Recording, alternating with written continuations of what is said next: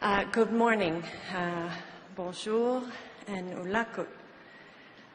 I'd like to begin by making some acknowledgements and expressing my gratitude. Of course, I want to acknowledge first that I'm a guest on these lands, and I'm grateful to be welcomed by the Anishinaabe Algonquin people, whose unsurrendered lands we are gathered here on today.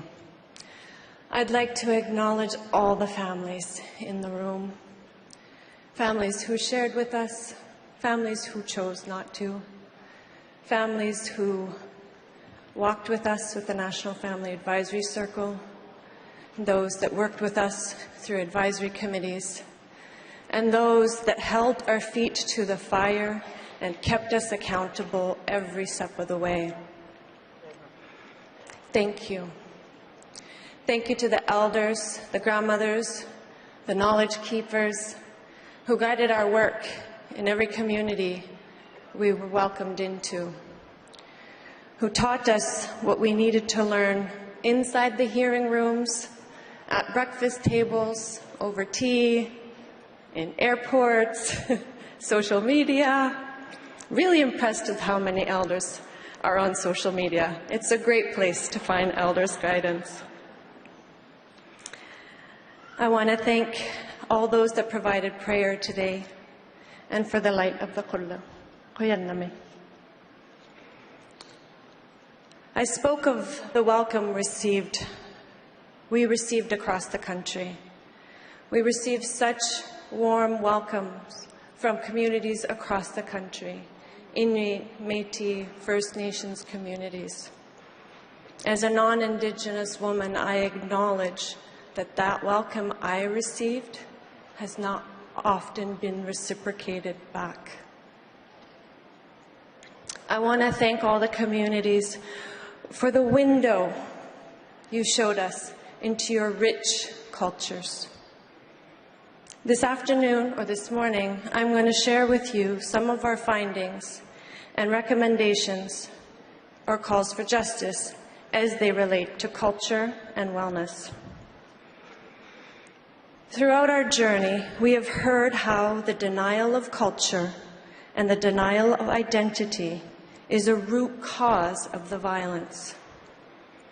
The denial of culture and identity has been one of the sharpest tools in the arsenal of the genocide.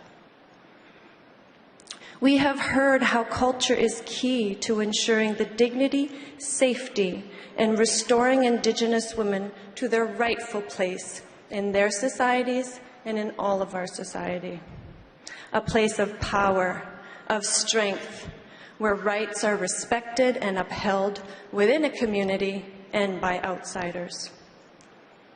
We must all understand that culture goes beyond artistic expression. Culture is the essence of humanity, of a society, of a community, of a family. Culture relates to violence because culture covers all aspects of life.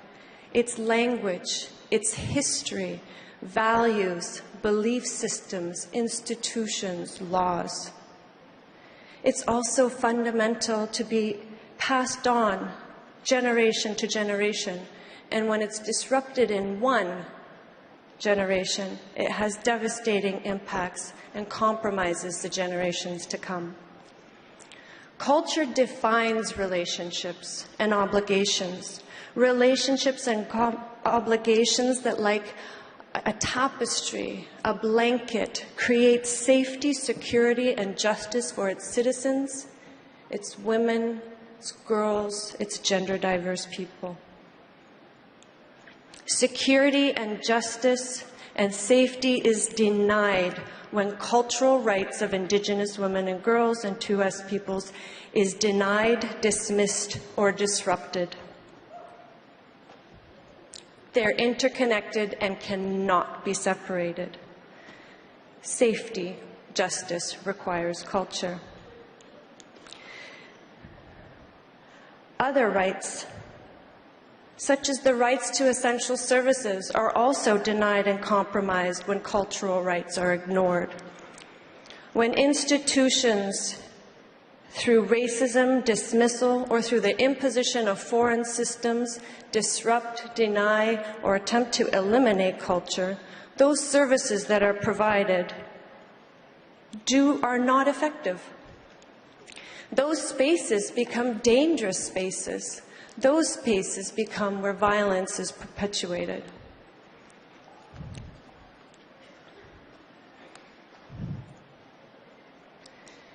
With respect to our calls for justice as it relates to culture, identity is key. Restoring identity is key. We call for the immediate elimination of all gender discrimination in the Indian Act and in all laws.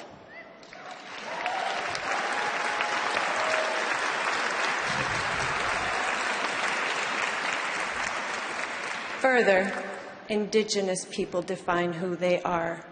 Governments don't.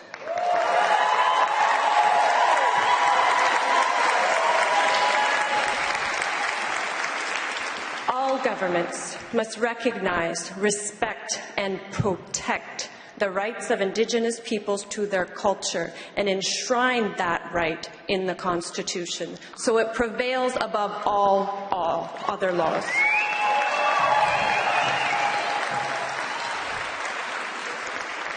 The laws designed to squash, eliminate, and destroy culture must be eliminated.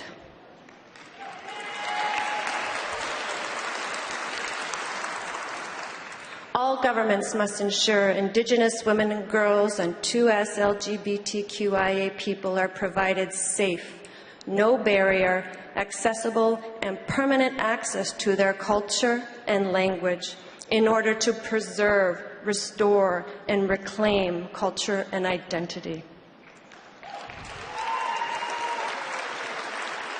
Culture is not an after-school program. Culture is not a weekend activity. Culture is life. It must infuse every institution.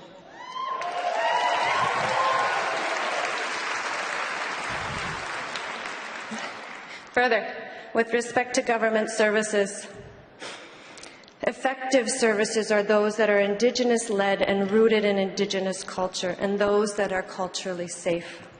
Therefore, we call upon all governments to educate their citizens about and to confront and eliminate racism, sexism, homophobia, and transphobia.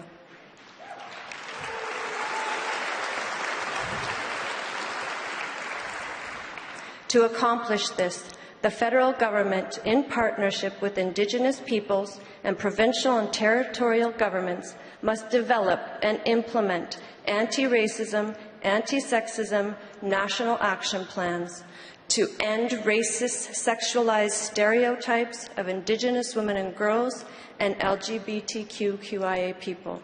The plan must target the general public as well as the public service.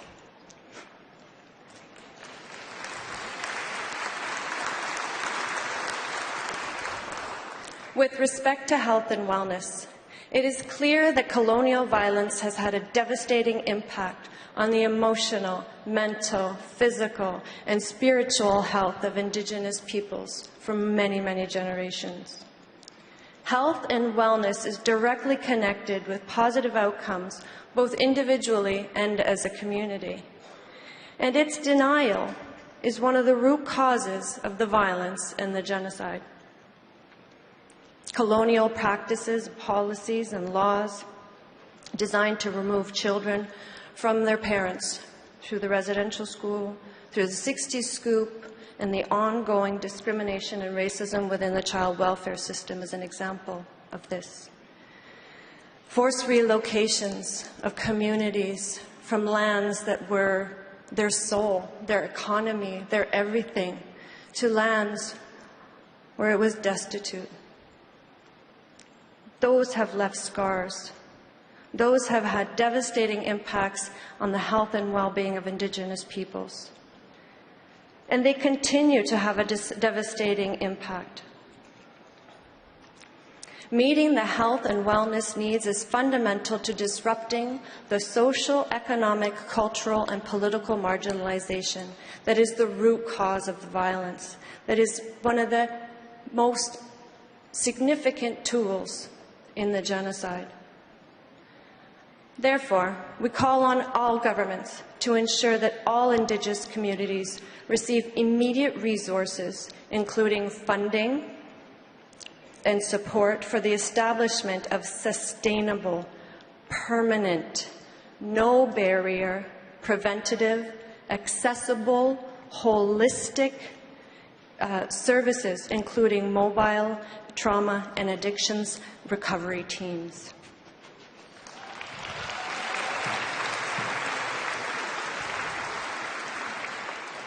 We further direct that trauma and addictions treatment programs be paired with other essential services, such as mental health services and services designed to assist those who are being sexually exploited and human trafficking, and must be distinctions-based and meet the individual needs of First Nations, Inuit, Métis, women, girls, and gender-diverse people.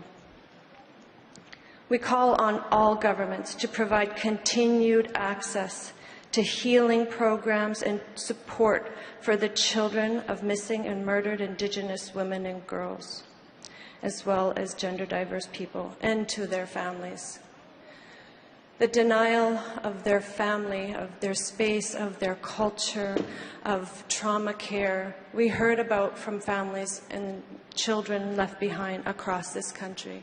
We as a society must not leave the kids behind either.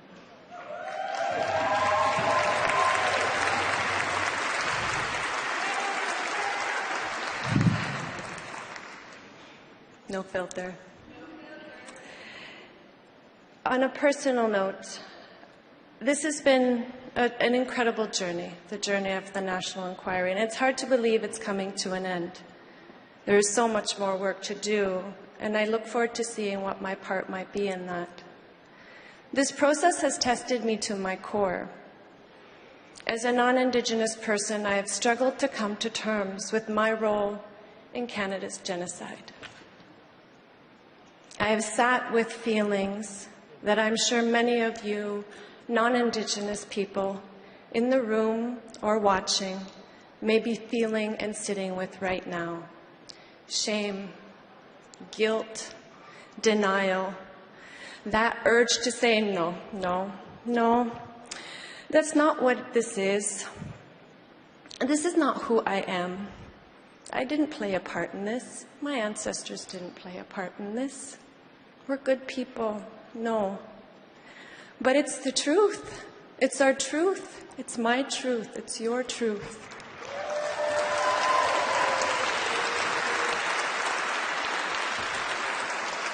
The families, survivors, and Indigenous peoples across this country have brought this truth to light. I see it. I know it. I own it. And I say to you now, we might challenge who we think we are, who we hope to be.